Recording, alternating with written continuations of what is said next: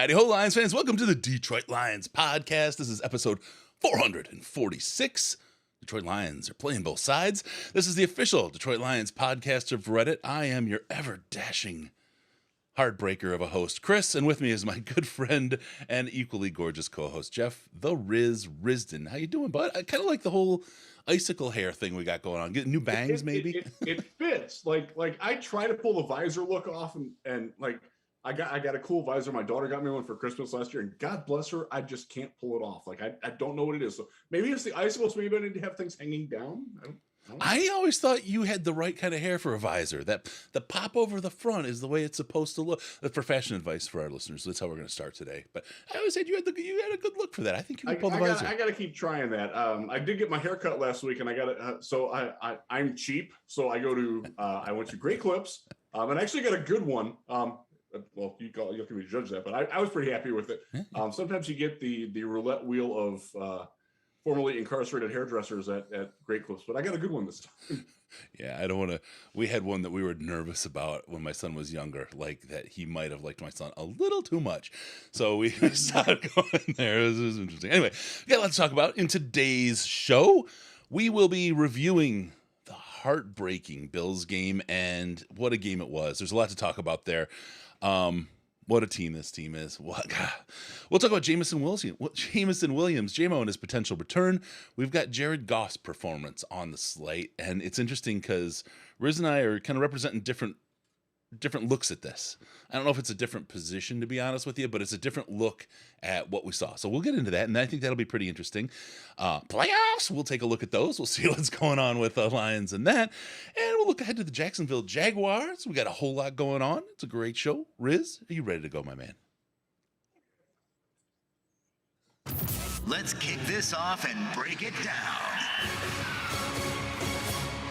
All right. Soccer Wizard. He gets it. Like and sub, people. All right, let's go with this. Let's get into it right away. First and foremost, we have to talk about St. Jude. The auction is alive. Auction.DetroitLionsPodcast.com. Get down there. Auction.DetroitLionsPodcast.com. There's Lions tickets for 2 separate games available right now. One of them from the Lions comes with parking. The Campbell and Holmes print, the most wonderful heart. It's so incredible, Chris. It is so cool. We got permission to put a couple of those out. All for St. Jude. Proceeds all go to St. Jude. We got a Frank Gore full-sized autographed helmet, which is smoking. We've got a bunch of jerseys. Jamal Williams, Penei Sewell, DJ, RORA, a whole bunch of guys. You hear me roll that off the head? That's not good news. There's a 2-person spring steelhead river fishing charter available out there. $500 value, you guys. A couple mini helmets. We have some more balls that are signed coming as well. I have to be careful with that. There's also, of course, as always, coming, Chris. Really? signed by some people that are you're gonna want. So save your pennies, have it ready. All this stuff comes due on the 10th at 6 a.m. at the end of our 24-hour show. The auctions will be over. We'll announce the winners. We'll talk about them at the end of the show. If anyone's around, we'll even have them on to talk about their winnings. But there's more coming. We got some sweet DeAndre Swift signed balls. We've got some TJ Hawkinson stuff coming as well. Hey, might as well. He was a Lion. You get a chance to get it in there. Some signed, certified, real stuff, and a whole bunch of other stuff. We got some great guests lined up. A national guest is a maybe right now that will blow the socks off of you. I guarantee you see him on YouTube every day, and a whole bunch of other stuff. Lions related people that you guys are going to love. This 24-hour show is going to be the best. You might have seen the crappy Xerox. Now you get the real thing coming up. So thank you for coming and join us as we try to raise some money. Can I bring up one of the ones that's not Lions related that's in the auction? Yeah, I saw a Charles White helmet from USC. Yeah. So I have a little story about that. Charles White was like the first I met him at a resort in the Cleveland area right after he got drafted. He was the 1979 Heisman winner, I want to say. Yeah, got drafted by the Cleveland Browns in the first round. I met him at a resort.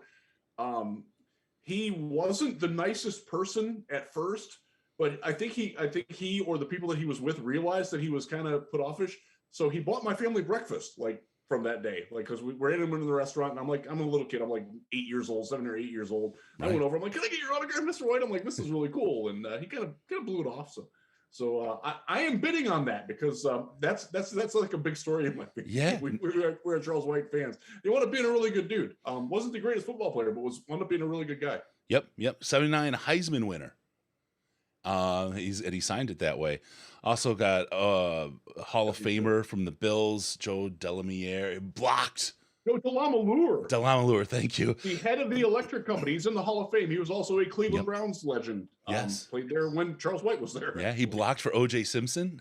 Yes, he did. Really good stuff. And then, of course, the Frank Gore. There's some really, really good stuff there. Colin Knudsen, thank you, brother. Great donations. He helped us put this stuff together. Got us the Malcolm Rodriguez poster. He got us some great jerseys. I mean, great work. Him and Pro Sports Zone working together. Thank you, boys. You are the best. Appreciate it. Wasn't Charles White that went up against Billy Sims for the Heisman? I don't know. Yes. I think was it? I thought they were a year apart. Billy was the next year. Yeah. But Billy was also in the 79 mix. That was also Art Schleister time. Yeah. And if we're pressed for content on the 24-hour auction show, St. Jude show, I will talk about Art Schleister because I have some stories there too. Oh, I love it. All right, so good stuff there. The St. Jude 24-hour show, the 9th and 10th of December. You can get all that great stuff at auction.detroitlionspodcast.com. Get your hands on it. Some good stuff there, and more is going to be added over the next 2-3 days. So don't miss it. At all the auctions end during the show, 6 a.m. on December 10th. So make sure you watch. So join us there. Also, you can donate direct, and it's tax deductible, every penny of it, to stjude.org/DLP. We got some great donations in there that we wanted to call out today. I think it's important that we talk about some of those things that happen. Even when we're not on the air, there's some really great people that are tossing some donations our way. We will talk about them as we get a little later because we got to get into Lions stuff. All right. Thank you, SVance11, for your subscription. Please, folks, subscribe and like the podcast. We appreciate that. Helps us out a great deal. I'm not going to go into all the algorithms and all that stuff, but if you do that, it does help us out a great deal. All right.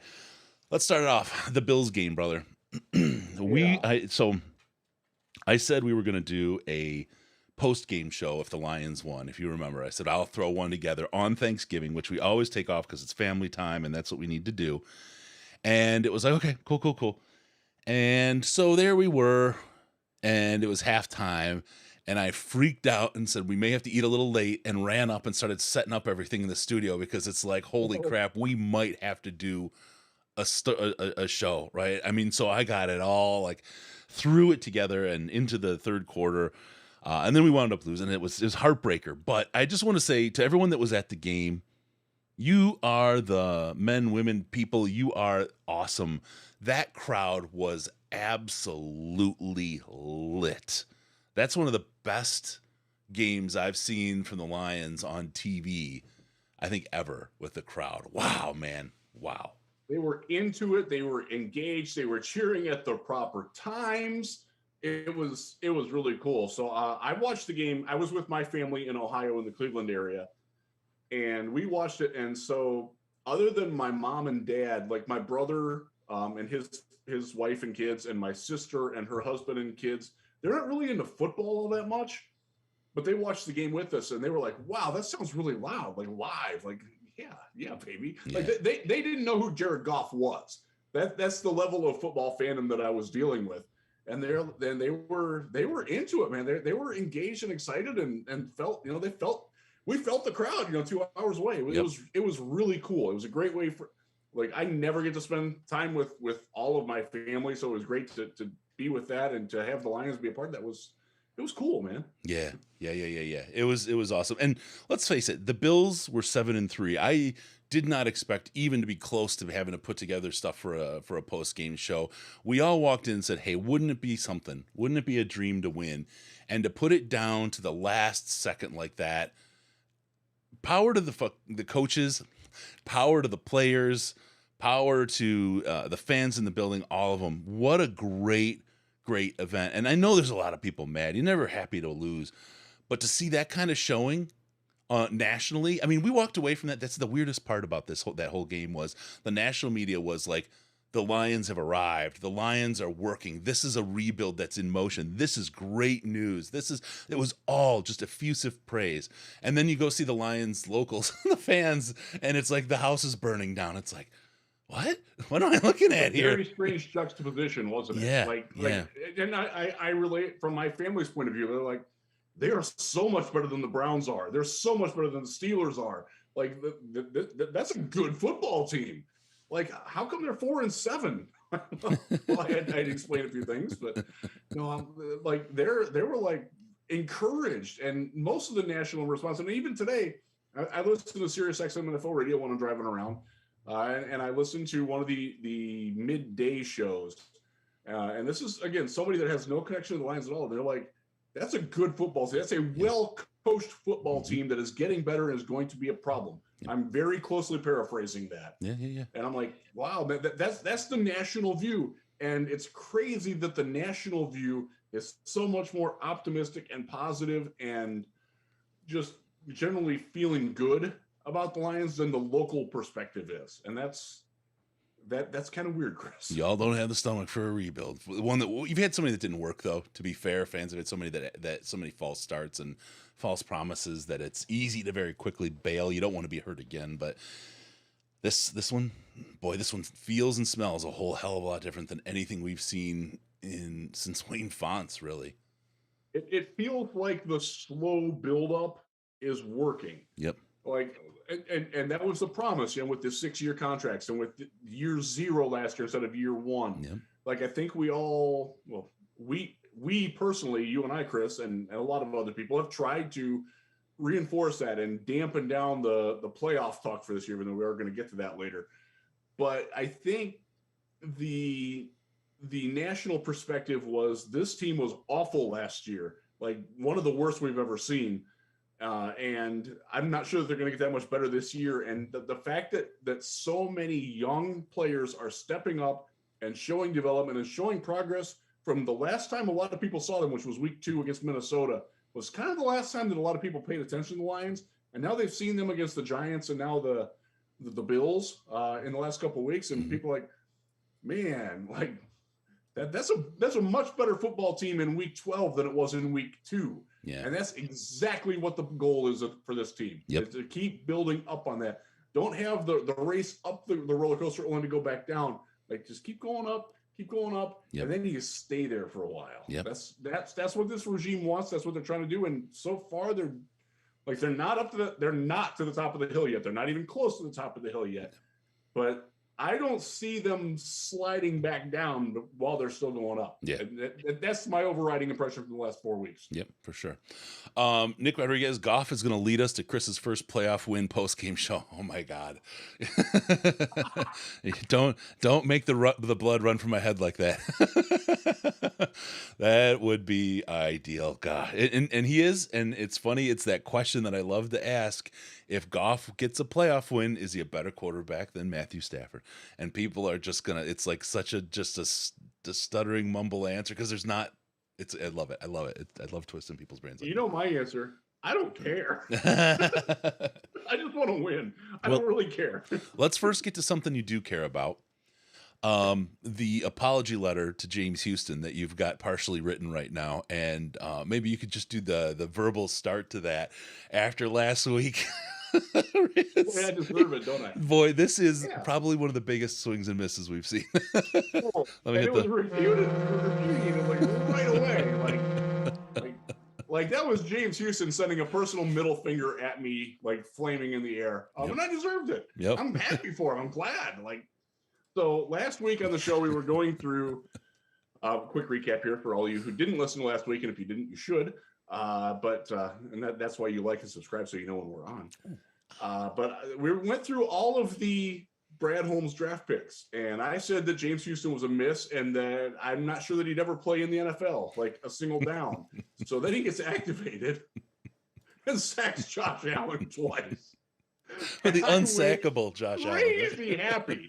And like those of you who know me know that I don't mind being the ass, like the butt of my own jokes like that. If a guy wants to prove me wrong, do it. Josh Allen, by the way, is the guy who has proven me wrong. And I've drank that medicine. I've made peace with most Bills fans on that. Yeah. By the way, most of them didn't really like him at the beginning either. He's won them over with great play. He's deserved that. James Houston won me over in 5 snaps on Sunday or Thursday with great. He sacked Josh Allen twice. Like, come on, dude. Josh Allen, unsackable, effectively. Josh Allen, right? I mean, he's a guy that's so hard to bring down. But just really quick, do you want to change your draft grade on that one at all yet? It's just one game, but I'm much more inclined to lean in his favor now than I was last week. Brad Holmes just became a better GM. He did. And that's why they play the games. And to go back to it a little bit, I was basing it off of summer camp where he wasn't that good, folks. Like Austin Bryant clearly kicked his ass in training camp and preseason. And I haven't been over for practice that recently, but he was, and I know this is different than what like Hank Fraley will tell you, and what Kelvin Shepard will tell you, that he's killing people in practice. I haven't seen that. So for him to go out and do what he did to a pretty good offensive line, I mean, Buffalo's, they're solid, man. Yeah. That's it. That, by the way, is the best football team we played. I know Minnesota has a better record. I know Philadelphia has the a better best record. across the board football team that we played. Yes, absolutely. Buffalo from 1 to 53 is the best team in the NFL, in my opinion. Yeah. And they played like it. And they used most of that 53 to beat the Lions. Yeah. Which is one of the reasons why I'm pretty encouraged about what I saw Thursday. But yeah, so for James Houston, I'm very happy that he's on the roster now. He earned it. He was absolutely going to get poached by someone. I mean, hell, we saw Tim Boyle get poached today. You better believe that somebody was taking James Houston. Really quick, Kevin, if there's a Riz's right horn, what's the one for when he's wrong? Sound dropping Nelson from Simpsons going, ha ha. No, Riz gets the horn either way because he's the horniest guy you know. How about that? I'm here all week. I'm the unknown driving comic. the boat with the schlong. Oh no, my comedy's unknown. That's what it is. So there we go. Good stuff. We got that in. James Houston showed up the 4th. Thank you very much. It's great. I hope he can do it again. Yep. He might need to do it again too, because we got Josh Paschal he's probably going to be questionable this week. He was back from practice with a knee, but we don't know how good that is. So Julian Okwara is going to be out. It sure looks that way. He didn't practice today. I wouldn't count on him practicing again anytime soon with the elbow. So there's a role for him. Charles Harris is gone. They cut Charles Harris. Did he get cut or is he just IR'd? What's that? Is Charles Harris IR'd or cut? He's IR'd. Okay. He's IR'd. You scared me for a minute. It's effectively the same. Yeah, I mean, it's just what he's done in Detroit. I can't envision them bringing him back after the 1 year thing. He was George Johnson from, if you go back in time, and it was great for 1 year. It didn't work the second year, and they moved on. Fortunately, this time around, they have some contingency plans. They have James Houston. They have Josh Paschal. They have potential to replace him. John Kaminsky can play that role if we need him to. Like we're in much better shape to deal with Charles Harris not working out in year 2 than we were George Johnson back in the day. Yep. Really quick, Floundericious. Sorry I'm late. I'll offer a $100 match on donations for St. Jude during the show. Got you. Anyone that wants to hit it, stjude.org/DLP. Help us out, helping some sick kids. And who rolls up? Don H. Let's get it started, Flounder. First 50 in there. We'll get that rolled over there. And with that, I just want to hit a couple of these donations that we got while in between shows because I don't want to miss those folks. Gerald and Tiffany Gore. Let's see here. This donation is made in honor of my father, Richard, who annually contributed to this great cause. He was a lifelong Lions fan who swore they had a deal with the Lord that he couldn't be taken until the Lions won a Super Bowl. Figure he'd be older than Dracula before it happened. $250. Thank you, Gerald and Tiffany. Grams, $50. Thank you very, very much for that. Chad N, 102, never been a caller, longtime fan of the podcast. Don't have a ton of money, but wanted to help out. Let's help some kids and get some Lions dubs. I'm with you, brother. David Lipper and memory of Ken E. Kuhn, $100. Robert Cotto, RVK 5150, $100. MJ Bark, 25. Anonymous, 75. Thank you all for joining the club here to help donate and raise some money for these kids. Appreciate that. stjude.org/DLP. And Don H., he's in there. Thank you, sir. All right, moving on. Let's talk about the next J. This one's not a James. It's a Jerry, double J, JJ39. Live. Jerry Jacobs, Seatbelt Gang. You may see more of that coming up pretty soon. Holy cow, my guy was out there. And I honestly believe that him not being out there at the end of the game hurt us a great, great deal. Some question about the protocol versus not the protocol. I talked to him. He's feeling great. He's in great shape. He's good. I don't want to break any HIPAA violations, so I'm not going to talk about anything. The Lions report on that, and that's their job. But Jerry's okay. He's going to start this week. Jerry, he was not listed on the practice report today in any fashion, which means that he was not in the protocol. Even though Dan Campbell said he was, Dan Campbell said he was not in the protocol. There were reports after the game from inside the locker room that he was, in fact, in the protocol, that he was taken out of the game because he was in the protocol. And if you saw it, he fell basically face first onto the turf and kind of landed. It was like somewhere between the face mask and the forehead. And it sure looked like they were taking him off to evaluate him for a concussion, which normally means you get into the protocol. But apparently that didn't happen. So I know you know the story better than I do, but that's the long and the short of it is he's going to play against Jacksonville. Yeah, he looked a little wobbly ahead of that. And then that play happened and they took him out. Now, when Dan Campbell didn't say he was never in the protocol, he just said he's not. And we took the rule out of the NFL book and analyzed it in the Slack, and there's 5 steps and it goes through the 5 steps. And I'm assuming that each one of those steps takes 1 day. The 5th step is you're out. So it's 4 steps really.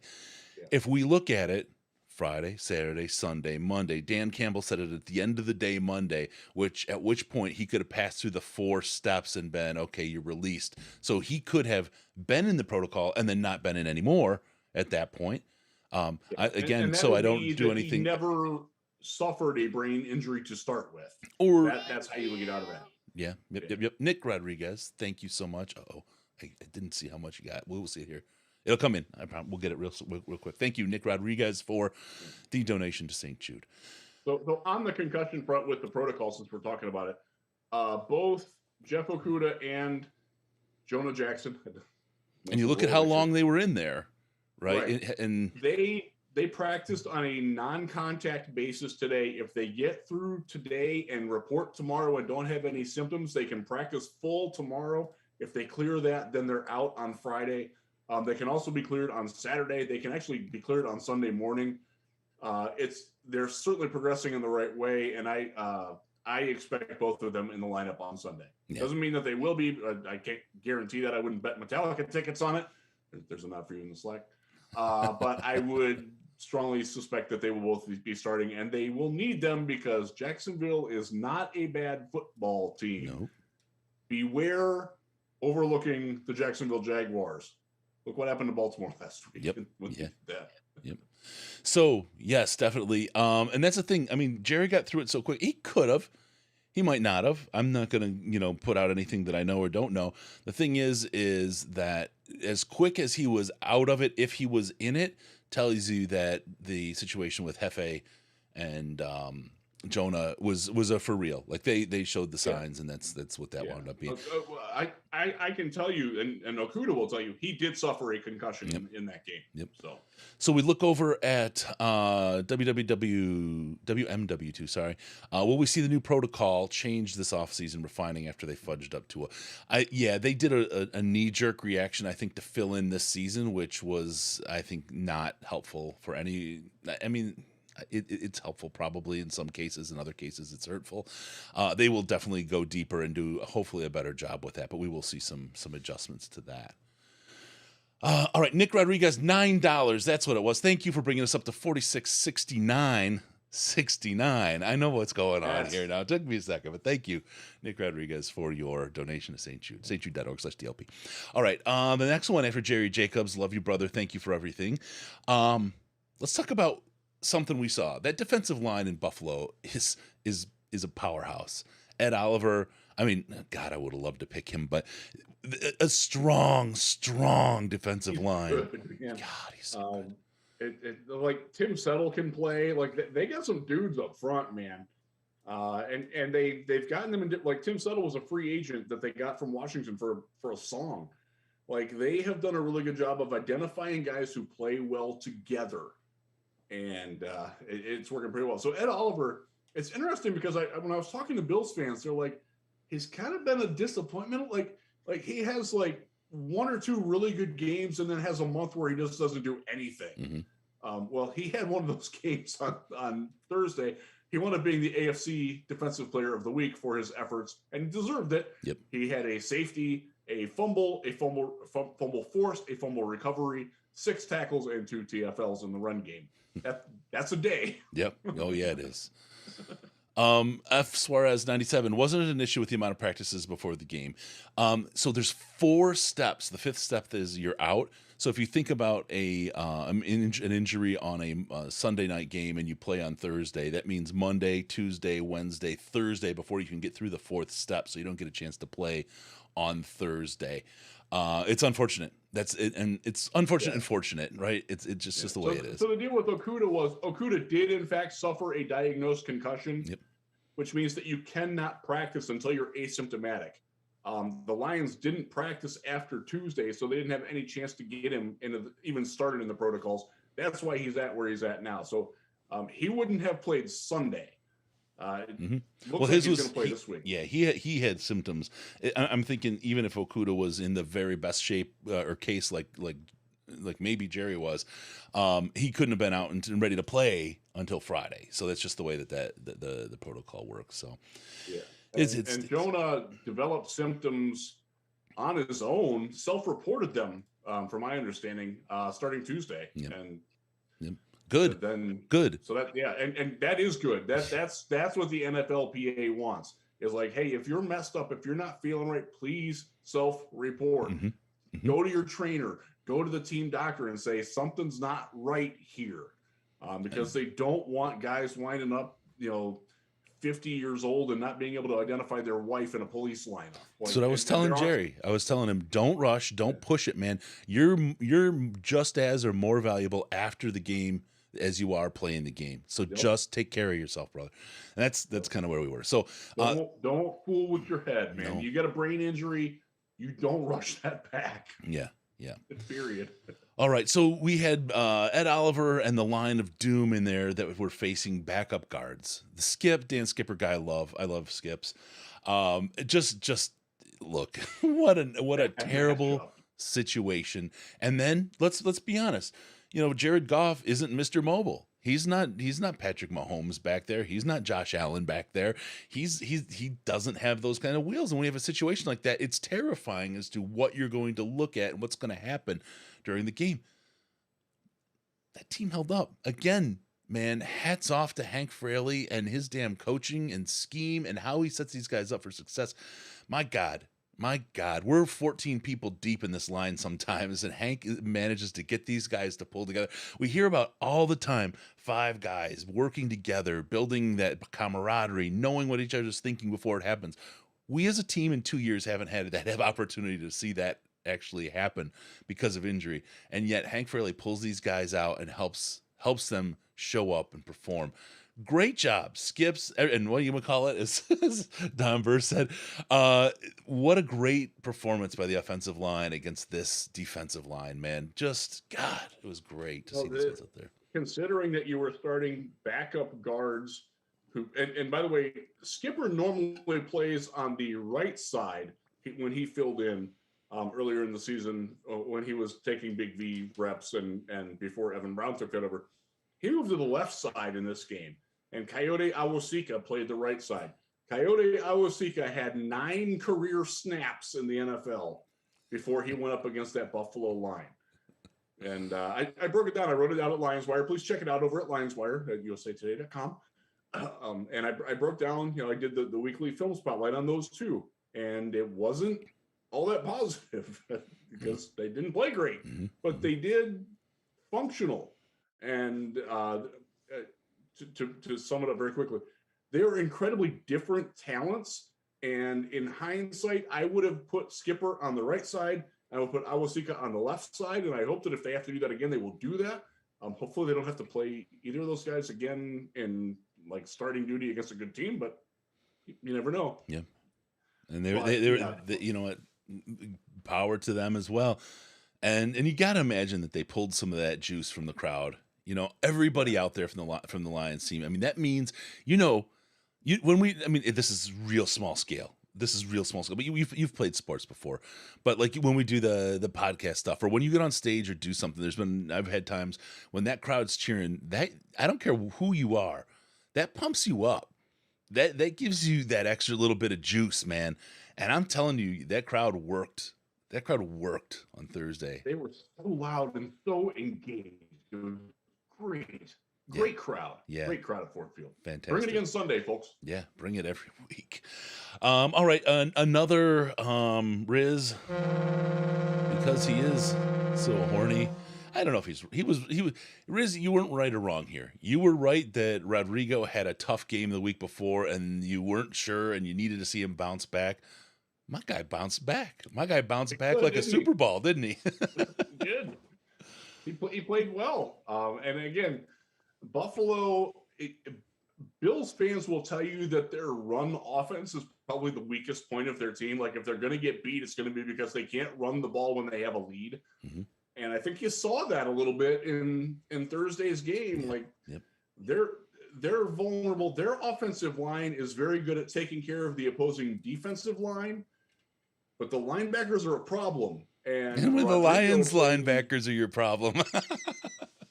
Rodrigo played a good game. Anzalone, by the way, played a pretty damn good game too. Yeah. Aside from the interception that he got off of Rodrigo's face, which was very nice. That's kind of facial we want to see here at Detroit Lions Podcast.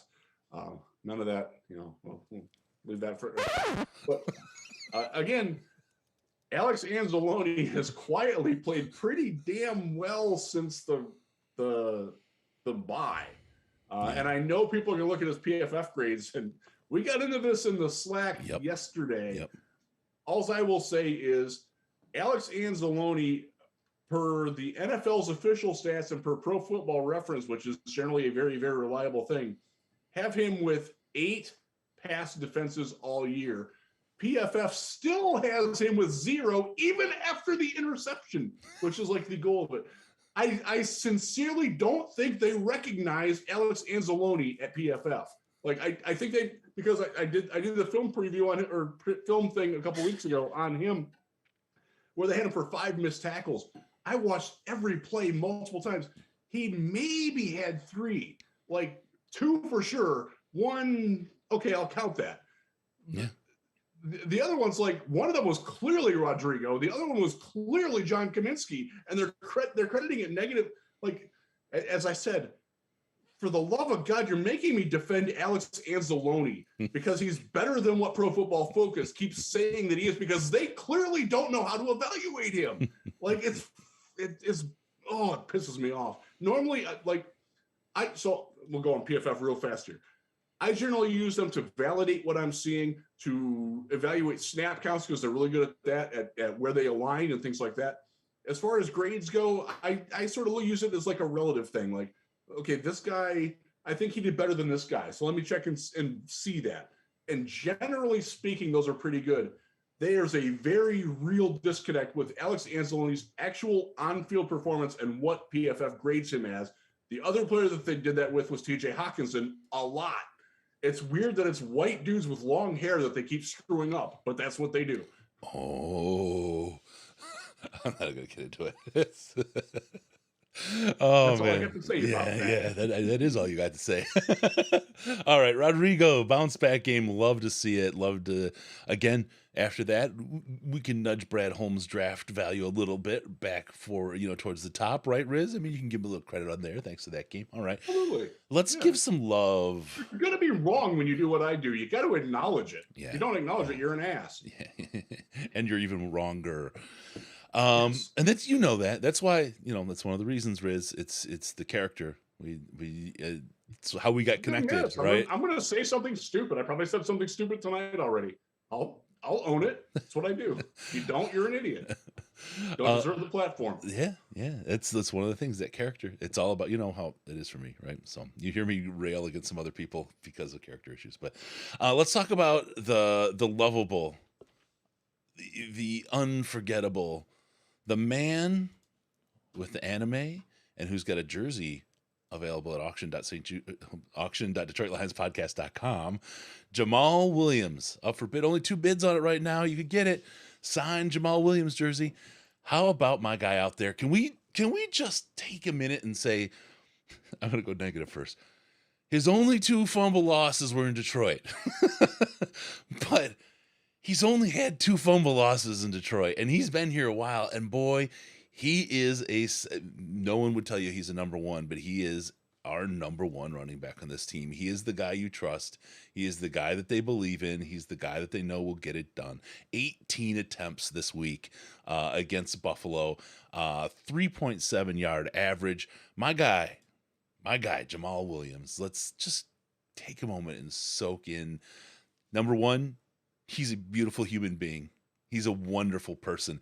Every game, every training camp, he goes up and down and plays catch with the fans. What a moment for the kid that comes, his only game that they get to go to in a year, and all of a sudden, the running back, Jamal Williams, is still in the ball. He's just such a wonderful human being. And then to see him get this success, we love you, Jamal. You're the man. What a guy. What a guy. Wasn't his best game. Lost the fumble. Didn't break as many tackles as he normally does on pace, but still, he's the NFL leader in touchdowns. And it's, once again, I talked about this last week, Yahoo Fantasy. Stop recommending I play other people over Jamal Williams. Doesn't matter who it is. He leads the freaking league in touchdowns. Catch up with your analysis, please. Yeah, I'm not going to argue. You can go. You can keep going. You can run with it if you want. I'm good. All right. I'm trying to be calm. This is hurricane season is over, so Hurricane Jeff is done. Oof, all right. And then one more man deserving of some love, who people think was open when he wasn't on a specific play. Amon-Ra St. Brown. He's your guy. Oh my God, the juice that this guy brings. We'll talk about that play, I think, real soon here. Yes, we will. Can I bring up something? So I get the Next Gen Stats newsletter. So they got a blurb on Amon-Ra. I'm going to read it here. Amon-Ra St. Brown had almost all of his production come against single high safety coverages, catching 8 of 9 targets for 121 yards. Outside of his production against single high, he only caught 1 pass for 1 yard. He had a plus 17.2 completions over expectations, yardage over expectations on the day. Can I just say, like, if you're playing one safety, single high safety, he's going to kill you. Yeah. Guess what Jacksonville does? And, we'll get into it, but, Free fantasy advice right there. Where they really, really smoke turds is the linebacker position in pass coverage. It's going to be interesting. It's going to be single high, really, really middle good of the field. tackling. Yeah. They are. Like, Foye Oluokun and yep. Oh God, who's the other guy? They have another good linebacker too. They're incredible at tackling. They will make you long for Chad Alex Muma. Anzalone in coverage. Chad Muma, he's the other one. Rookie. Yeah, I wanted him. Yeah, against the run, they're great. But the pass, they are just get destroyed. Oluokun, and more free fantasy advice here. This is a very good week to not play DeAndre Swift, even if he's getting a lot more catches, because Foye Oluokun is the best tackler in the league at runs off tackle. Guess where DeAndre Swift runs? Mm-hmm. Off tackle. Yep. They're really good at stopping that. So if you're one of those people that's like, oh, this is DeAndre Swift's breakout week, this is absolutely not DeAndre Swift's breakout week. Yep. What are the odds they're able to hold on to Jamal Williams? Feel like he's earned himself a larger deal than Detroit will pay him? I don't. I think he's very much welded to Detroit. He loves the coaching staff. I think he loves Deuce. Yep. Period. Yep. So I think we're good there. So anyway, talking about a little bit, a couple of the players along the way at the game, giving a little bit of effusive love to specific players, but look, it was a loss. Yeah, we walked away with a loss against a team that we didn't really walk in expecting to win against as fans. I mean, they were 7-3. We have 4 wins on the season, right? I mean, it just did not bode well for us. 10-point underdogs when that kickoff went. And there we were, 23 seconds away. Let's talk about the last piece, and this is something that it's outside of the Bills game review, but Riz, this is it. Jared Goff's performance against the Bills, and I want you to start by saying what you said. Let's talk about this when you gave the topic. So let me. I want to quote myself because we text beforehand, Chris and I do. Mm-hmm. Just to get just a couple topics, right? I mean, we're here. There's a couple. I said, and I quote, points. Goff proved he's not it, meaning long-term it, versus the Bills. And I very strongly believe that. I think this was the game where if you were on the fence that Jared Goff was going to be the long-term solution, it should have pushed you off. It should have been the electric fence jolt that knocked you away from the cow fence. Because you saw very clearly Jared Goff not be able to lead his team to a win, and Josh Allen able to lead his team to a win. And that was a very strong mental picture. And it was one of the things that I mulled on as I drove home on Friday with both my kids having their headphones on, my wife reading whatever the hell she's reading on in the back seat. And I had a lot of time to think about it. And I thought, I'm the meme where, the wife's laying in bed, I wonder what, I'm thinking about Jared Goff's long-term future, whether he's the long-term quarterback for the Detroit Lions for 4.5 hours on Friday. And my conclusion was, you can do so much worse than Jared Goff, but you have to do better than him if you want to be a team that consistently competes in the postseason and wins the Super Bowl. And one of the things that I thought of was that the Los Angeles Rams decided he wasn't the guy, mortgaged everything. And if you look at them now, they're going to be the worst team in football next year. And they might be this year too, but they got their ring specifically because they got rid of Jared Goff because they knew they could do better, and they did.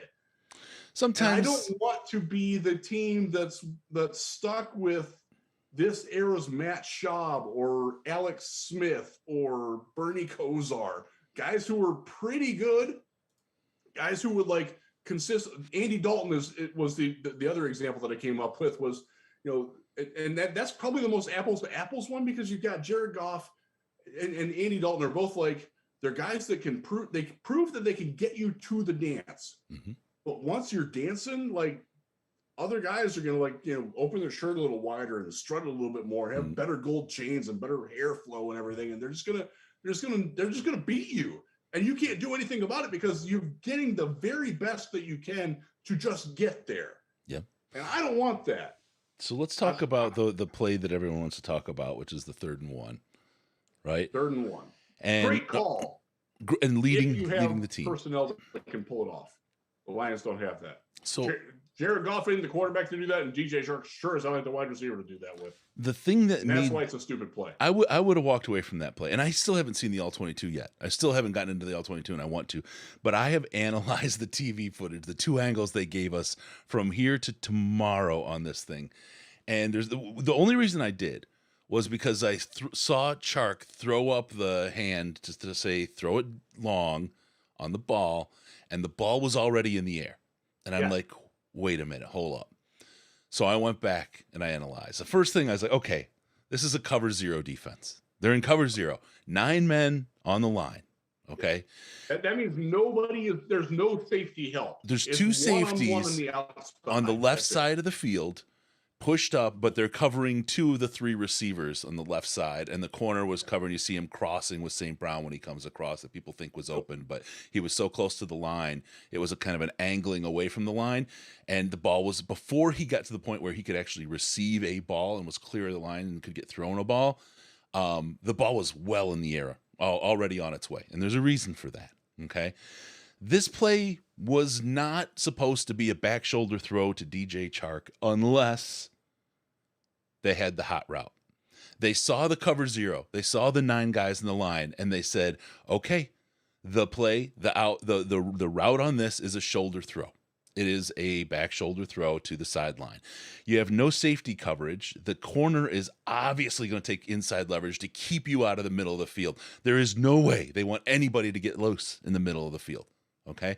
So you are on the outside, as Ben Johnson is the smartest man in the NFL, I like to say. He knows that with that setup and cover zero, your hot route goes out and it's a back shoulder throw over. If you look at the back angle that they showed on TV, that ball fell exactly perfect to where DJ Chark should have been. DJ ran, he got open. Absolutely, he got open. It doesn't matter if you're open on a timing play. If you're not in the right place at the right time, being open means nothing. All it means is you're a track star. You're Kyle, what was his face? Fuller.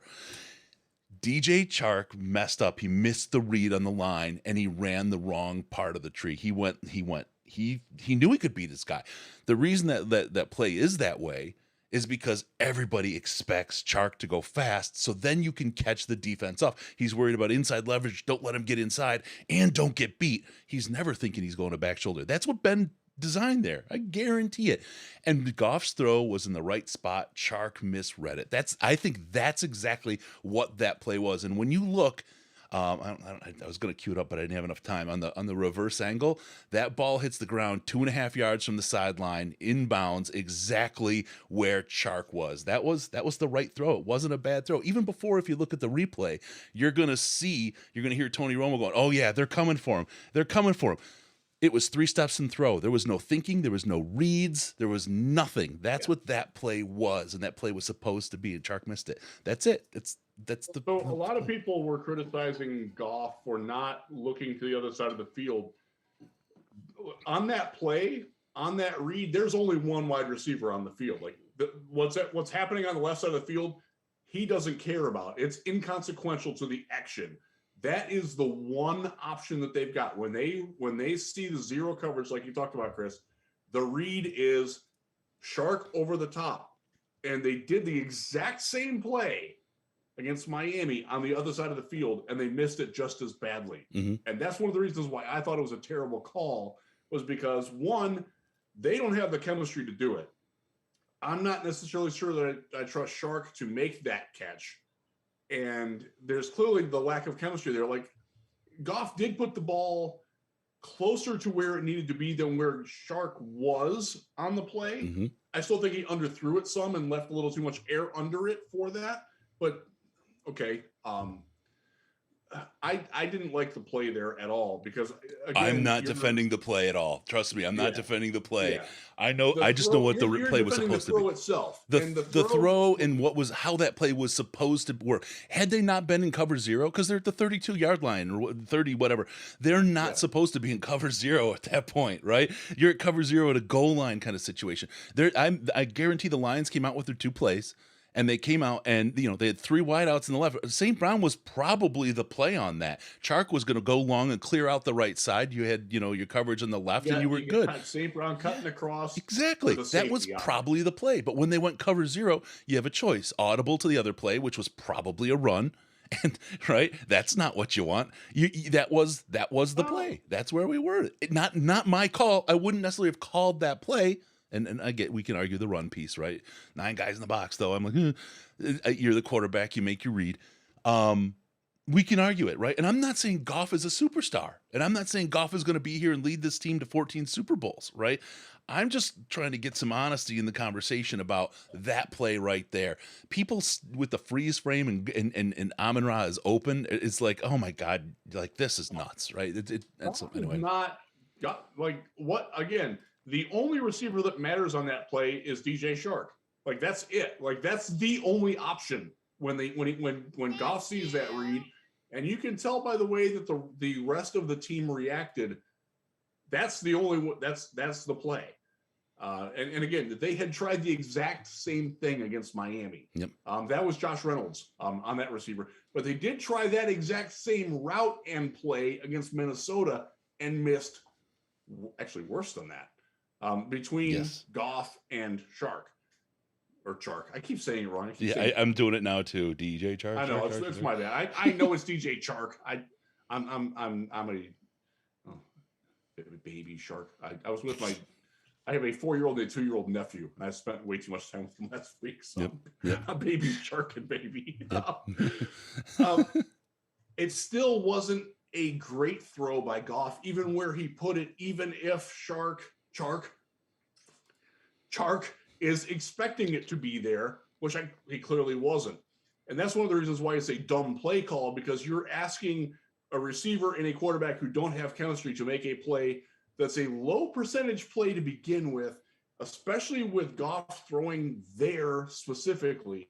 And it's one that they've shown that they can't complete before. Mm-hmm. So I was frustrated with the play. I was also frustrated with the execution. And I will say, I do put more on Chark than I do on Goff on the miscommunication on that. Because I do think that you're absolutely right, Chris. That has to be a back shoulder throw, because by the time that Chark is past him, the ball's already out. Like that, you can't make a read on if he's going to beat his guy. Deep, like that's a great throw, and that's a throw that Josh Allen would try to do better than Jared Goff, because we saw Josh Allen pick apart the prevent defense without Jerry on the field right after that. Yep.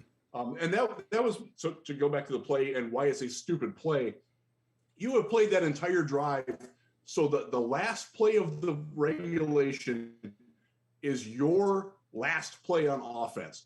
The clock ends at 00 on your last play. That's how they played that entire series. Yep. And then they did that, and then they left time. Yep. That's dumb. Yep. That's just flat out dumb. And that's a Dan Campbell problem, or that's a Ben Johnson problem. That was stupid. I'll say that the defensive call on that was absolutely brilliant. It was the perfect call for the play they had. Because like we said, I guarantee that's a St. Brown ball. Knows what he's doing. Yeah. Oh, yeah. I guarantee that was a St. Brown ball. But the pressure, once you get that cover zero, those 9 guys in line like that, your read is 3 steps and get rid of the ball. Because, look, everyone can say, oh, the coverage was good. He could have had a read. That's not it. You don't know what the coverage is going to be, and you don't have the time to make that kind of read. That is a no-read throw, period. And Chark just missed his route. He missed his route. He didn't get the read and missed it. That's it. The play was supposed to be a different play, but they absolutely nailed the defensive call on that and put the Lions in the worst possible position. It is what it is, right? I mean, this is really good. I mean, the other team gets a say in it. They make millions of dollars too, and it is what it is, right? So that's what happened. We lost to a spectacular team with a smart coaches, smart defense. I mean, we could have called a timeout there. We could have stopped the clock. And that wasn't that the play right after the what was the mess up on where the ball went and how much time was left, and wasn't that the play right after that? It was. I push back on people who think that the line should have been calling timeouts. No, that goes to my point.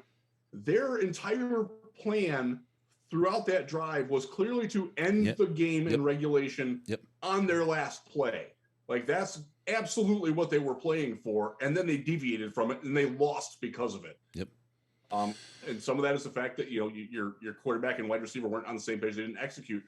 But that's also why that's a bad call. Like, well, that's where the call, though. That's where call to make. That's where your timeout is, though. Your call is, you know what? We're not going to throw that to Chark anymore. What we're going to do is we're going to call a timeout in that situation and get a different play in, because they have got us beat. That's absolutely right? Fair. Let's run it down to 2 seconds and call the timeout and get a different play in, because that is the play beater right there. Instead of trying to make that throw to Chark, let's just shut that down and start over. They had the timeouts to do it. They could have run the clock. They wouldn't have lost anything in that way and could have gotten a reset. That's so you can go to coaching a little bit there, right? And say, hey, there was a mistake on how they did that and how they approached it. But again, a bunch of young guys, first year defensive coordinator, head coach in his second year. And Chark, who's not played a whole lot in the real, under live fire with this team. I get it. I gets it. It is what it is, and it didn't turn out the best. But that's my breakdown of that play. Everyone wants to reduce the game to that play, and I don't think that that's fair either. There was another throw, though, that you said that turned you out on Goff. The reverse pivot ninja kick, throwing blindly straight to a linebacker. 360 no scope for the kids out there. That can't happen. Like, that's like that. I don't know how people defend that. Like, how do you?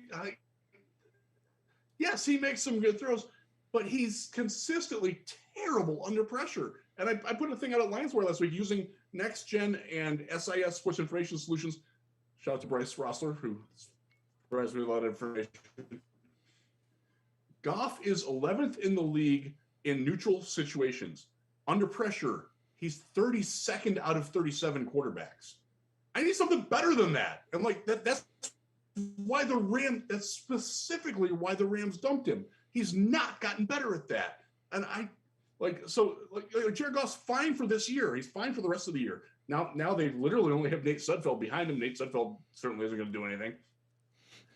But this is why, as we're going forward to the draft here, not to spin in the draft stuff, but this team absolutely has to take a quarterback in the first round. Not only, even if you love Jared Goff and you think he's the long-term answer, they literally do not have a backup quarterback. And this is a team that expects to contend next year and in the years beyond. You need a better plan than some guy that San Francisco cut on September 1st to be your backup quarterback. You've got to get somebody in who has some potential to do things if Jared Goff, by the way, gets hurt. And we certainly don't want that, but you've got to have a better backup plan. You get that with a premium draft pick. And maybe you're in a situation then like Jimmy G and Trey Lance in San Francisco. 49ers are pretty damn good right now. One of the things that has happened there is that Jimmy Garoppolo responded to having the threat. Oh shit, they could bench me. Like this guy behind me is pretty good. Like this ain't Nate Sudfeld. This is Trey Lance. Like I gotta get my shit together. I want to see how Jared Goff responds to that, because in Los Angeles he did not do that very well. So just really quick, he has not shown that he can be that guy. So I want to see that. That's one of the reasons. I think Kyle Mikey wrote something about that in M Live in his mailbag this week. It was in the Slack. I glanced at it briefly. But and I don't disagree. I'm with him on that. I don't disagree with his point, with Monkey's point, but he said he reduced it to the point is you're going to play quarterbacks like Mahomes and Josh Allen. Well, that's 2 out of 32, and what is it? Over a 50% miss rate. It's I think it's even higher than that on quarterbacks. To hit the lottery on that. Sometimes, and this Jimmy G is a really good look right now. I mean, how do you just compare Jimmy G in your head, right off the top of your head, to Goff? Where do you rank one versus the other? Garoppolo's a better athlete and he's more accurate down the field. Okay. Other than that, they're roughly the same guy. So Goff is 9th in yards. Garoppolo, with all the weapons that Garoppolo has, which is a full complement. We can agree to that, right? But they're not that good. Like outside of Debo, and they're not that. And Ayuk, obviously the tight ends, McCaffrey. They're not. Their receiving core is not better than Detroit. I would disagree. They're receiving threats, targets. Who they have at tight end, wide receiver, and running back combined. And the fact that they can run the ball the way they do is remarkable. The fact that they cut Jeff Wilson, who's now just tearing it up at Miami. Like that tells you the kind of depth that they have at running back. So, they can certainly run the ball. But wide receivers, I'll take ours over San Francisco's any day. Tight end, he beats Garoppolo, or touchdowns. Sorry, he beats Garoppolo. Interceptions, that's one, right? He's got to be terrible. Beats Garoppolo, and he beats a lot of guys he beats Trevor Lawrence pretty much regularly across the board. Let me see. What's the rating? Let me get the rating here really quick. This surprised me when I looked at this. Garoppolo has a higher quarterback rating than Jared Goff does, but Goff is ahead of Aaron Rodgers and Justin Herbert and Tom Brady and Derek Carr and Lamar Jackson. Goff's got a higher rating than all of them. It's just like, what? Are you kidding me? When you look strictly statistically, Jared Goff does not look like a bad quarterback on paper at all. He had a 104.7 rating against the Bills. He had 240 yards, 2 touchdowns, no interceptions. Look, I knew he tried to throw the no scope. I know. But I'm like, this is a guy, again, if I think about not a bad quarterback. I'm building a team, right? We got Matthew Stafford, John Matthew Stafford, and we didn't do shit. I think we're actually hampered by the fact that we had Matthew Stafford because we didn't improve in places we needed to improve because he could cover those gaps. I think actually Jared Goff might be the perfect quarterback for a team on a rebuild. He brought the Rams through a rebuild. I mean, they were, 7-9, right? He was indeed the number 1 overall pick in the draft. Yeah. And he brought the Rams to a Super Bowl. Their last first-round pick. And he brought them to a Super Bowl and helped them rebuild that team, and then they brought somebody in to finish the job.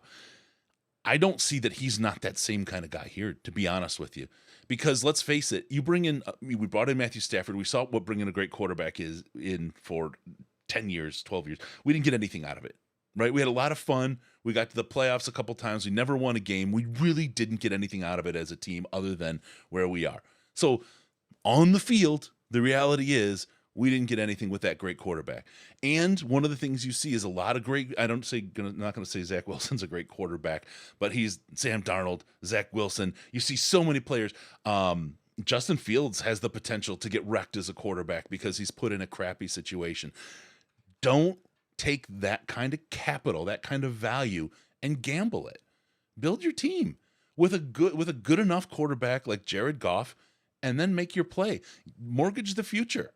Mortgage 2 first-round picks to get the guy that's there right now and trade for him. It doesn't have to be in the draft. You don't have to force yourself to give up. We need so much help on defense. You're going to throw away your first 2 picks this year and your first-round pick next year to get a maybe? That doesn't make any sense. No, and you got a maybe and a shit defense. What are you going to do with that? I would give up one of those to get a quarterback that will play behind.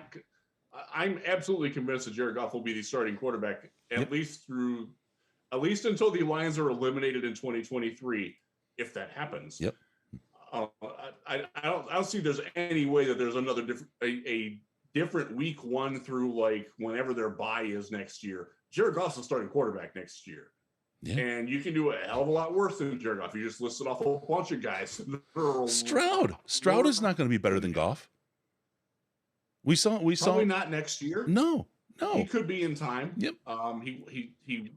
He's taking a weird amount of blame for Ohio State's really shitty defense last week. Yeah, that's a fair assessment. That's what happens. And just really quick, folks that are saying I'm getting a slappy, Steve-O, for Goff, don't mistake this for that.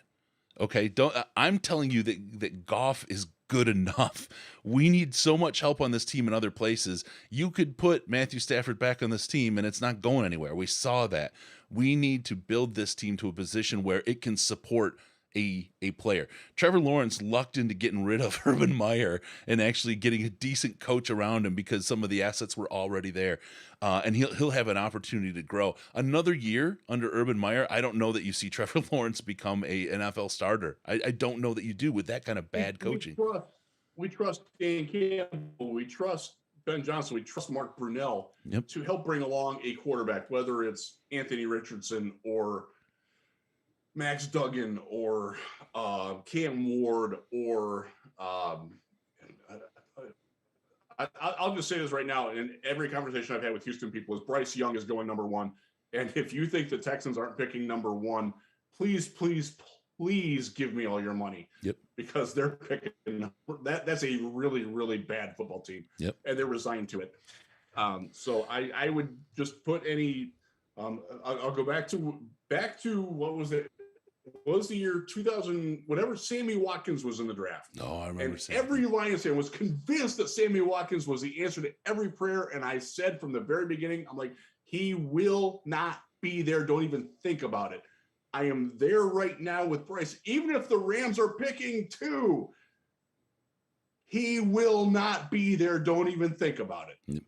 Yep. Put that out of your head. Yeah, walk away. Whether I agree with it or not, he's going number 1. And I will say also this, Will Levis is going to be the second quarterback off the draft. Again, whether I like it or not. Once upon a time, who's this jackass in New York? Zach Wilson went number 2 overall. Yeah. I'm going to trust that Brad Holmes and Ray Agnew and John Dorsey will not pick somebody like that they will have like John Dorsey, remember, famously didn't want Patrick Mahomes. That's why he got out of Kansas City. But he did identify Baker Mayfield as big. And there's a long discussion on Baker Mayfield. So just the year it worked was really damn nice, and it was validating for John Dorsey. Since then, not so much. But you get.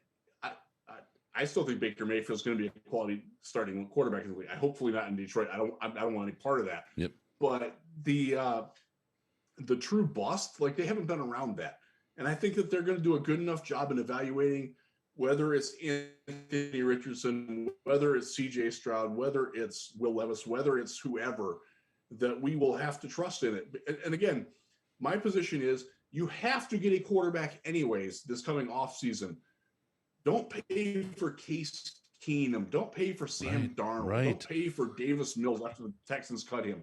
Get the best damn quarterback you can. It's probably going to be with your first pick, whether whoever it is. And then you could have a happy problem. You could have the problem that the Redskins at the time had with Robert Griffin and Kirk Cousins, where your quarterback that you don't expect to be your long-term solution proves to be a lot better than the dude that you took at number 2 overall. What do you think? Then you can trade him and get things. This is good. Like that's a happy problem to have, is to have 2 good quarterbacks. Let me push this a little further. Longest completed air yards. This is the one that everyone thought, well, he can't even make a throw to Jamo. Never going to make it. What do you think, Goff? What do you think his longest completed air yard pass is? It's like 48 yards. 52. He's right in the middle of the league with that. It's silly to think that he can't do that. He's done it before. He's done it in LA. I just want to hit a couple other stats. He has an average arm. It's slightly above average to the middle of the field. It does diminish as you go outside, which we kind of saw on both the controversial throws, the one against Miami and one against Buffalo, where his deep balls do die. That was a knock on him in college. He's never gotten over that. Yep. If you want him to throw deep, have him throw it in the middle of the field. Yep. So let me just really quick make one more comparison, right? And again, I'm going to make a point at the end of this, so people calm down. But let's talk about, you hear like this guy is hanging on to his dear life, to his job. Goff's got to go, all that kind of stuff. I want to compare him to somebody, okay? Somebody in the league right now. Goff, and this is from Matt Kojo in the subreddit. Goff, 2,682 yards, tied for 9th best. 2,760, the other person, 7th best. 17 touchdowns, tied for 9th best with this other person with 17 touchdowns. 7 interceptions, 17 tied or above him in that stat. The other guy, 9 interceptions. Okay, 4 are tied or above him. 17 sacks in 11 games. The other guy, 28 sacks.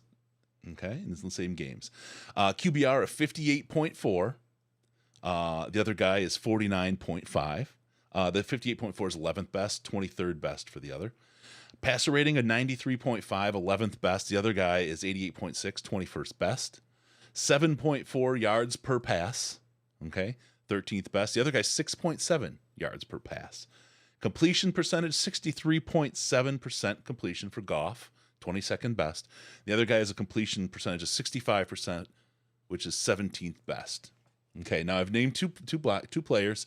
Let me ask you, what's the record of the other team right now that the other quarterback is playing for?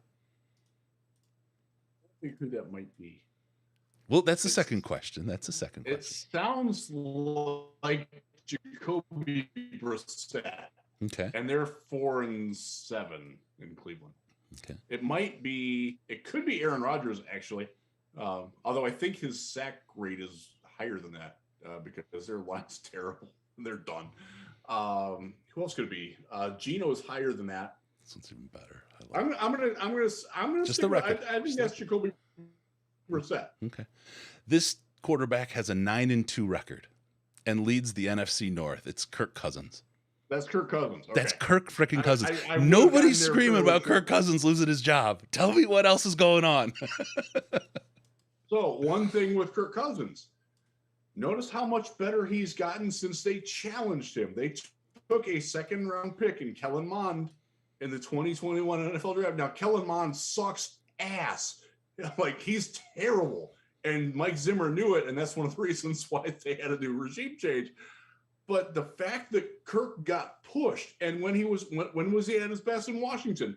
When RG3 was threatening him. Yep. That's what I want for Goff. I want to see him respond, challenge him, threaten him, say, hey, I got somebody here that can take your job, buddy. Nate Sudfeld, Tim Boyle, they sure as hell ain't going to do that. David Blau ain't going to do that. I want somebody in here who pushes Goff. And if he can't respond to that, then you know he's not the guy. Now, let me tell you. You might not have the other guy in place, but you know that Goff isn't. Let me tell you. That's why they've got to take a quarterback so high. End of my thesis. I want Josh Allen. I want Patrick Mahomes. That's who I want, right? But right now, I got Jared Goff. Richardson. No. I want no. I don't want Anthony Richardson. I don't want AR-15, and I've said that. I think he's a worse version of Fields. I've seen him all season. I've seen just about every snap he's taken this season. He is not anything that people are talking about. I would not want him. But what I'm going to say, okay, is not that I want Jared Goff. But Jared Goff, if Kirk Cousins with the same stats can take a team to 9-2, there's a lot of work to be done on the rest of this team that isn't at the quarterback position right now. And I'm not thinking that putting a quarterback in there is going to take this team to 9-2, like building out the rest of the team, like building up the defense is going to be. I am all about getting that quarterback, but you're not going to get a Josh Allen, and you're not going to get a Patrick Mahomes this year. I don't care who you're looking at. I don't think you're getting that guy at all. And if you're not going to get that guy, if you and you're certain of it, I'm certain that guy doesn't exist. Maybe a good quarterback exists, but you've already got the middling best quarterback in the league who can take a team to 9-2 if you got a good comp in Cousins, which I think you do. Build the rest of the team, and I saw somebody say, "Well, that doesn't always work. Look at the Colts. Yeah, we had a quarterback for 12 years, and we couldn't do it with a quarterback. Let's try something different because it's just not working." And Goff is good enough to get a team to the Super Bowl. I think we build the team, and then look, we go all in. That's where I'm at on this. You still got a, and you can still draft a guy. You can still draft a guy. Yep. Got 2 second-round picks. You've got plenty of draft capital to do things. You've got cap room to go get a guy like Daron Payne out of Washington. Yep. You can get Tim Settle from Buffalo if you want to. Yep. He's done under contract. Like the free agent class this year, they're going to be able to participate in that. And I think you can get a guy to push him. I'm okay with that, right? But you're just getting a guy to push him. You're not getting his replacement. Let's be honest. You're not going to find his replacement. I absolutely think that you can get his replacement out of this quarterback class. I don't know that, but I would be very confident that C.J. Stroud or Anthony Richardson or Max Duggan or Cam Ward or the dude from Shepherd, whose name escapes me, who we're going to see at the Senior Bowl, like those guys have enough potential that I would absolutely do it. I wouldn't hesitate to it. I wouldn't take Duggan before like the 3rd round. I wouldn't take the dude from Shepherd. I've never seen him play other than one game. I don't know. I'll evaluate him better after I see him in person. But this quarterback class is getting unnecessarily crapped on by the big draft media in general. I think they think it's last year, and I don't like this. Somebody in the Slack asked me to rank it. Like my QB 6 right now is Will Levis this year. He would have been QB 1 last year. Yeah. So I'm going to be high on this class, and comparatively, I'm going to want them to. They're not going to have a chance to pick that high again because this team next year, even with Jared Goff, is 9-8 or better. Yep. And you're not going to get to taste that apple. You're not going to get Caleb Williams. Forget that. You're not going to get Derek May. You're not going to get Spencer Rattler if he's finally pulled his head out of his ass in South Carolina. It looks like he might have, which is good for him. But and the thing is we watch the Rams play really well and go to Super Bowls and still be able to get their quarterback. And we see their GM able to pull guys deep in the draft. We're seeing a lot of that exact same behavior out of Brad Holmes. Yep. So I don't mind following that blueprint for a while. I don't mind. Look, I'm not saying you have to get the guy first. I'm not. I'm well. And look, I'm gonna be a dick here just because I am. But we heard what you said about James Houston. So this is going to be an interesting. Either way, again, I'm not saying I'm all in and Goff is the guy. That's not what I'm saying. But I'm saying I'm taking a different thought process and a different approach because the last thing I want to do is waste capital on somebody that we're just going to break. I don't want to buy a new car and smash it. Right? I want to be able to take it to speed and have fun with it. And I think if I get myself a great defensive tackle, if I get a great corner, probably another safety, a linebacker, maybe a wide receiver. I mean, there's a lot of things this team could use right now, and to put those pieces in place, and then you have all the levers in the world, especially if at the point Goff's hit. Golf. I think it's Goff, actually. Everyone's saying Goff. Goff. I think his hit becomes negligible, almost nothing. And even then, you wind up able to get your guy. And he's only 27. So say you keep him until he's 29. Guess what? He's still tradable. He's still tradable. You're not going to get a first-round pick for him, but he's tradable in a package to somebody, and he's absolutely serviceable. If somebody's got Zach Wilson right now and thinks that with a quarterback they can do something much, much better, or they want a bridge, or they want somebody to mentor their guy, they'll make a trade. There's always options out there. There's the draft, there's trades, there's all kinds of things. I think Indianapolis screwed up. In not playing the game appropriately. They put themselves in a crappy spot in a number of ways, and it wasn't just that they couldn't get the quarterback. I don't think they went and got the guy when it was time to go get the guy. Chris Ballard is the most overrated GM in professional sports. Yeah. All right, so we're running close on time here, Riz, and I just wanted to go through that again. We're gonna continue to disagree about that, because I am very adamant that you have to get your quarterback this year with your first or second, depending on where that second pick, where the Lions pick is. I think the Rams pick is going to be 3 or 4. I think the Lions pick is going to be, what is it now, 13? I think that's probably as low as it would get. I can see them going, like, they got a shot at the playoffs. Like, they really do. I don't think that they deserve to be there. I don't think they will get there, but they legitimately have a shot. They won 5 of their last 6 games, and that's plausible. Then they think in the playoffs, and they're picking 21, 22. I think they're going to wind up picking like 16, 17. Yep. And that's the range where the good quarterbacks are probably going to be gone.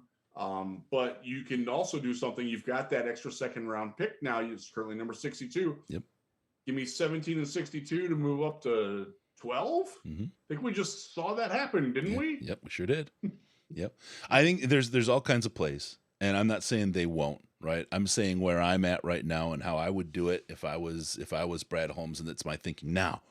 That's also to be said. I have a whole lot of film to watch. I watched a lot of AR-15, but I didn't do a whole lot of the other guys. So we'll take a look at that.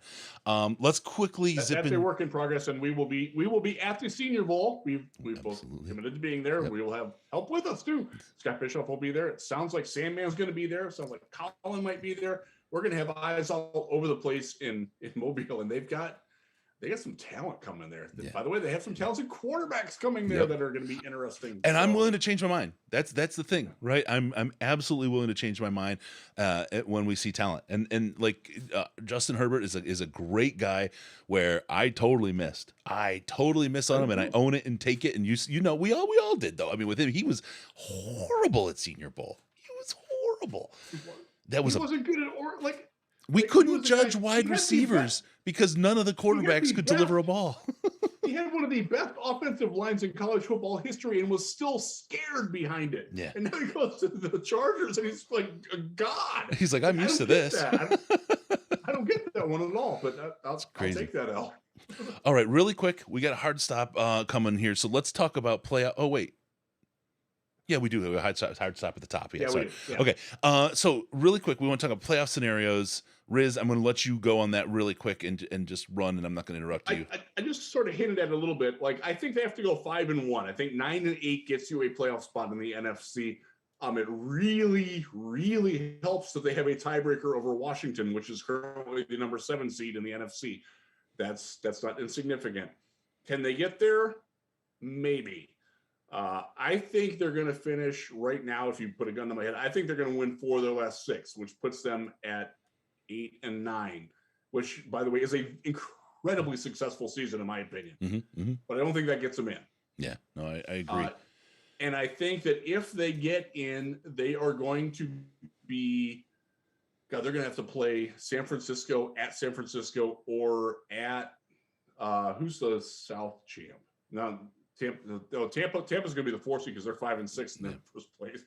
They're going to win. They're going to legitimately win that division when they get to their 6th win, because Atlanta is done. So who's Minnesota? They'll have to play Minnesota at Minnesota. At least they're not Philadelphia at Philadelphia. At least Arizona. They ain't winning there, folks. Sorry. At least Arizona isn't strapped with Matt Ryan, though. Woo. Good. So I am not drinking the playoff Kool-Aid. I do think they're going to win on a positive note. I think they're going to be building momentum towards next year. And you do get better at winning by winning. That's why you don't tank. You do not get better at winning by losing more. Yep. You get better at winning by learning how to win. We've seen that. They took a hard lesson last Thursday. I think they're going to apply that, and I think they're going to make better decisions down the stretch because of the decisions that they've failed with in the Miami game and the Buffalo game. I absolutely believe that. Yeah. I'll be disappointed if they don't. And I think that's why you're building. And you see it every year. You saw Cincinnati at the end of Burrow's rookie season. Like that team's getting better. Like they're going to be better next year. And they went to the Super Bowl. Joe Burrow, by the way, and again, to go back to the Andy Dalton thing, Andy Dalton was a guy that could get them to the playoffs every year and never win. Joe Burrow is a guy that might miss the playoffs a year or two, but he's going to get you to a Super Bowl or two. And that's the kind of quarterback I want. I don't think Jared Goff is that guy. That's my apology on that. Yep. So playoffs, like I wouldn't expect the Lions to get there, but they're a second place team. Do you want to? Let me ask you this: do you want to throw in the towel and call your 6-win prediction wrong yet? No, because I still am lionized. All right. I do think that they're going to overshoot that, but I'm going to stay at 6-11 until they make me look stupid. So I'm gonna just kind of ball walk a little bit that my number was 7 and the high end was 9. I said I thought it was 7, but with a good stretch they could get to 9. Just want to put that out there because I would say that 8 and 9 absolutely would not surprise me, not at all. And I think that should probably be their internal aspiration. Yeah. Okay, let's see really quick. Draft order. Rams have them at number 3. They could wind up second overall thanks to the Rams this year. That's incredible. Yeah. That schedule for the Rams is wild. And so again, Stafford maybe not playing the rest of the year. Kupp is out for the year. Aaron Donald. It sounds like Aaron Donald is out for the year. Like, okay, they got Allen Robinson's out for the year. They got 3rd and 4th string guards playing. We saw how that worked in Detroit. Not good. That's like Bryce Perkins. God bless him. Like he's a good dude. He's not as good as Tim Boyle. Like Tim Boyle would probably be starting in Los Angeles. Like that. Really? That's where they're at. That's how bad the Rams are right now. They are paying the price for going all in. Really quick, way, I'd pay that price happily. Really quick, Salty says we have 1 playoff win since segregation. No, it's since desegregation. Salty, just so you know. Important semantic distinction. All right. So yeah, we've got that. The Rams are going to give us a heck of a pick. That's going to be awesome.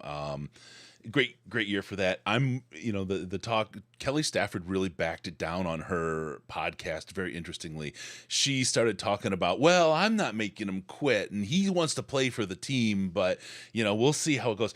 That's the sound of her not wanting to take the blame all of a sudden after going freaky on the whole thing and saying she's going to move out and pack everything and no one's going to be home when he gets home. That's an accurate read on your part. Yeah, absolutely. Be ready to hear the shutdowns happening over there. And I'll tell you, if they decide, because it's a family decision, I'm not making fun of him at all. I mean, I'm married. I know what it's like. There's family decisions that get made. If he decides that's it, you're going to watch Donald go, you're going to watch McVay go, you're going to watch him fold up the tent, and Kupp's going to be like, remember, Aaron Donald almost retired this past offseason. That was legit. Yep. All right, really quick, Jameson Williams coming back. Riz, is he going to be there Sunday? Are we going to watch the 55-yard air pass to Jameson Williams? Everything I've been told from people in Allen Park is that he will indeed play on Sunday, despite what Dan Campbell is trying to diminish his shine. I think he plays. Yeah. That's interesting. I hope he plays, and if he does, it's interesting. There's a lot going on under the waters here that we can't talk about. We'll get to that. Let's see him on the field. Let's get him out there, and let's love our. On Wednesday, from everything I've heard, he looked great. Yep. He looked healthy. That's the big thing. I think you're going to see him get activated. Just in Dan Campbell's gamesmanship world, probably activated Saturday, which they can do. Yep. All right, look ahead to the Jaguars. I want to bang on this really quick here. First, I'm going to talk about the defense again. Kirk is and Jones are going to be trouble. Yeah, we know Marvin Jones. He can play. Etienne could be out. Is he going to be? Have you heard his potential that he could be out? He didn't practice today, correct? He's going to be listed as doubtful. The Jaguars person that I talked to thinks that he is in fact going to play, but he's not be 100%. Okay. Sort of like what we saw from DeAndre Swift in weeks 2, 3, 4. Yep. So, I'm going to just talk about Marvin Jones really quick. He knows what he needs to do if he wants to sell cakes. That's all I'm saying. All right. From an offensive perspective, look, they're linebackers. I don't want to say they suck, but God, they suck. Muma, the rookie really in good there. against the run, though. Yep. Like they will stop the run. Yep, absolutely. But the pass, they don't have it. They don't have it. They have one corner in Tyson Campbell, but Tarek Brown is just arsk. He's just not your guy at all. I think his PFF rank was like 30 something or something. It's really, really bad. Their line 50-50. They're the defensive line, so I feel like we'll be good even with our injuries. The way they've been playing, our offensive line should be in good shape, giving Goff some time. Their safeties, Andre Cisco, stand out. He's a great safety. He's injured, and he is going to be probably questionable for this game. Yeah.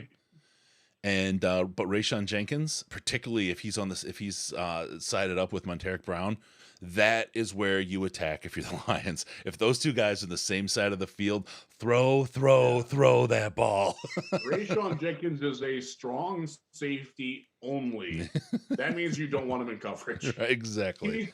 Again, a really good open field tackler and a pretty good like in the box type of run defender. He can't turn and run with anybody. Yeah. So, anything else you wanna hit on the Jags, Riz? Anything I missed? I will just say that for all of the people that crap on Trevor Lawrence, watch what he's done the last month or so. That's a really, really good quarterback on the other side of the field this weekend, and he needs to be treated as such. And he needs to be respected as such. I know he got off to a slow start. Some of that's on Urban Meyer, some of that's on the supporting cast. He's played really well lately. And if you didn't watch the Ravens game, I would strongly encourage you to watch how they beat the Baltimore Ravens and watching John Harbaugh freaking melt down as a coach and lose his team a game because of coaching decisions that Harbaugh directly made. And I would dare say that John Harbaugh is one of the 3 best NFL head coaches. So that made me personally feel a lot better about Dan Campbell screwing up situations because even the best do it. Yep. They prove it every week. We saw in Tampa. Tampa Bay should have beaten Cleveland in regulation. They lost because Tom Brady took an awful sack and their head coach didn't know what the hell he was doing. Like, there are good teams and great coaches around the league who screw up the same way Dan Campbell does. Stop bagging on him for that.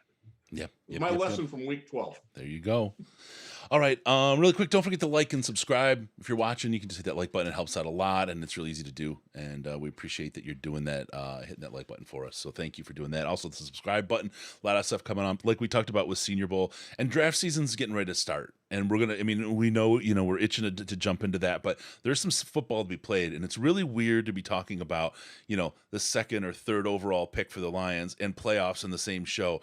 But this is the crazy world we live in right now. And I'm loving it. I am absolutely loving this place. So make sure to hit the bell, the subscribe, the like button. Thank you, everybody, for doing that. Also, don't forget about stjude.org/DLP. Also, our 24-hour show coming, great giveaways. Auction.DetroitLionsPodcast.com. Go there. There's some great items up there that you can get a hold of. Some really, really good stuff. Let's see. What else do we have? Seatbelt Gang. Don't forget about that. Seatbeltgang.com and Amazon.DetroitLionsPodcast.com. Amazon.DetroitLionsPodcast.com. For all your stuff, they give us a little piece of the pie, as well as fanatics.DetroitLionsPodcast.com. Get all your good stuff there.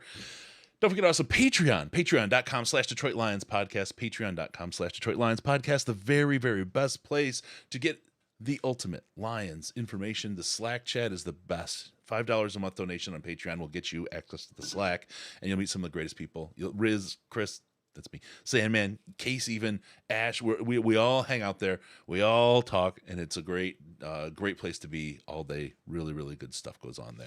Follow us on Twitter at DET Lions Podcast, DET Lions Podcast, and JEFF Risden, as you see written there, Jeff Risden on Twitter. You'll see some great stuff and have a lot of fun.